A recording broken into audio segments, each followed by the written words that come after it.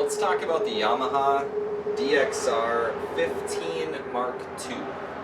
So this is going to be an unboxing video and initial thoughts, and you can probably tell I did already unbox my other one so I could listen to it.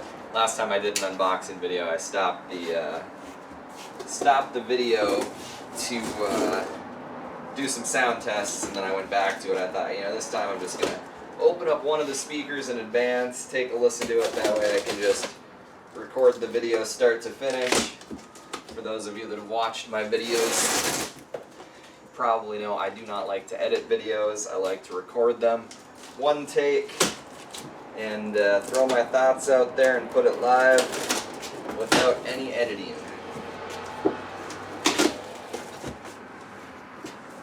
So, once you get the box open, there's no display box. Sometimes manufacturers will ship you a speaker, brown cardboard on the outside, full color on the inside. Yamaha does not do that. It's just cardboard box and you get it. Obviously, saving a little bit of cardboard. I'm just going to toss all the garbage there. Little cardboard piece. You get the manual packet and I think warranty card.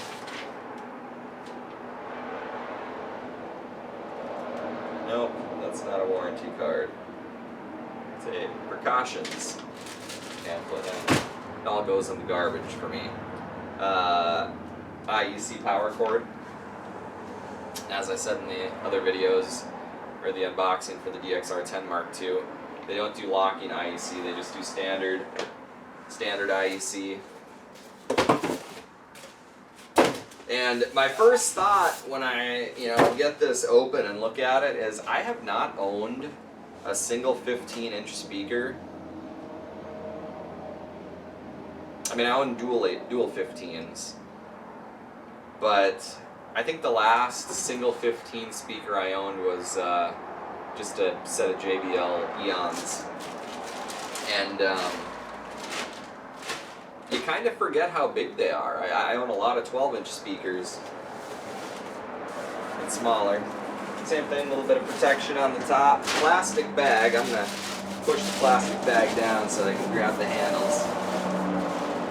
So the DXR10MKII had one single handle on the top. This one does not. It's got two handles on the sides. So, like that. And this one comes in at a little bit of protection on the bottom as well, keep the scuffs off of it. This one comes in at 48 pounds, so it's not super light, it's not crazy heavy either, but it is definitely heavier than the 12s that I own. So this is the speaker. Like I said, 48 pounds. It's not light, not crazy heavy. I think with a single driver pole-mounted cabinet, I don't know if personally I would want to go over 50 pounds. Part of my reason for buying this one is I actually had a rental customer that called and wanted to rent a pair of 15s, and I just don't have any 15s. But he's not the first one that's called asking for 15s, so I thought, it's as good a time as any to buy a 15, and I was trying to decide, like, should I get the DZR 15 or should I get the DXS 15 Mark II? And kind of the deciding factor for me was the fact that the DZR comes in at almost 60 pounds, and I feel like that just gets a little too heavy for me. I think in the DZR series, I think I'd rather get the 12-inch and then have the three-way top, which is my plan.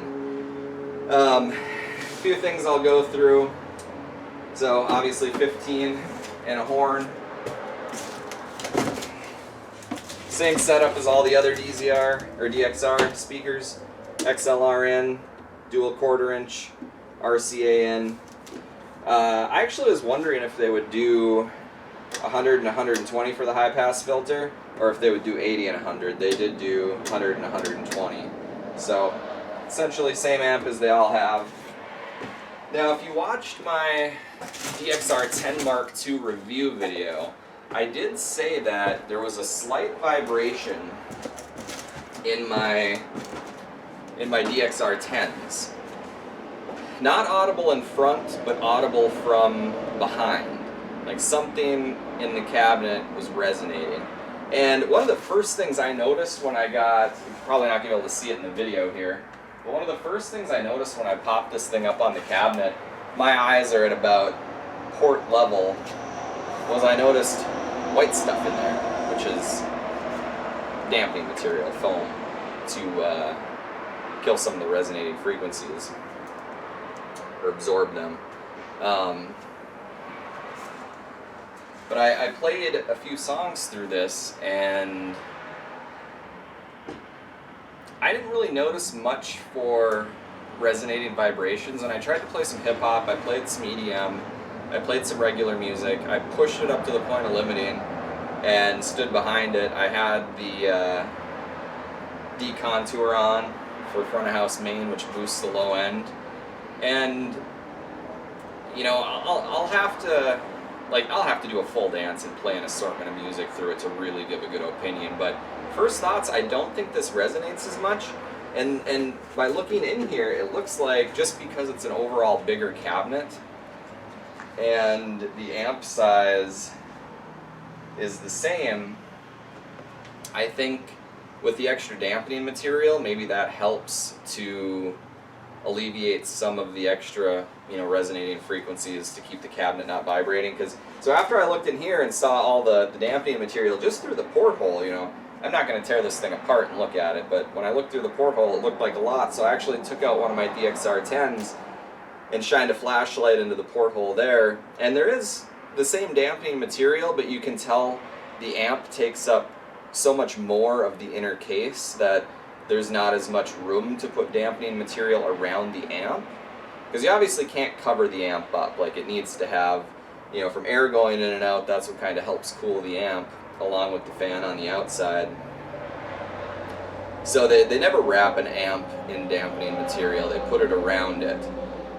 And so that's my thoughts, is that the reason there might be a slight vibration in the 10 and not so much in the 15, which I actually thought maybe it'd be worse in the 15, just because, you know, this thing hits lower bass.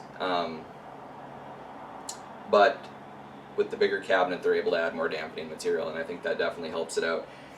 Sound quality wise, my initial thoughts, you know, I actually can't wait to get this thing out like a wedding dance or something, throw it on front of house mode and just see how it does a whole night without subs. Because in here, obviously I'm just in my garage bay listening to it, but in here it sounds pretty good. And like I said, I haven't owned a 15 in a really long time, and there is a noticeable audible difference when you switch it from decontour off to front of house main.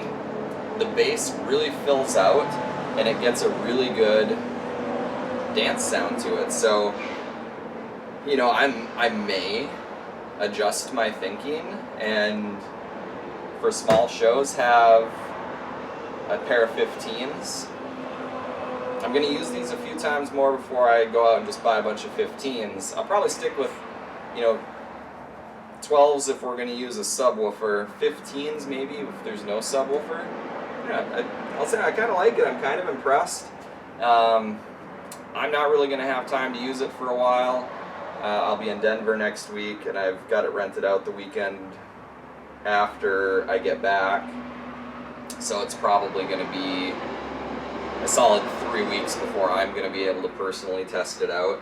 But I've got a wedding coming up in 3 weeks, and I think I might bring these and give them a good test run, and maybe make this the speaker I go out with for a month, probably without a sub. Maybe combo it with a sub, but I think this will be my main speaker just so I can get a really good feel for it and then do an updated review on it and let you guys know if I run into any vibration issues once I play more material through it. If you have any questions about this, throw it down in the comments section. Until next time, have a good day.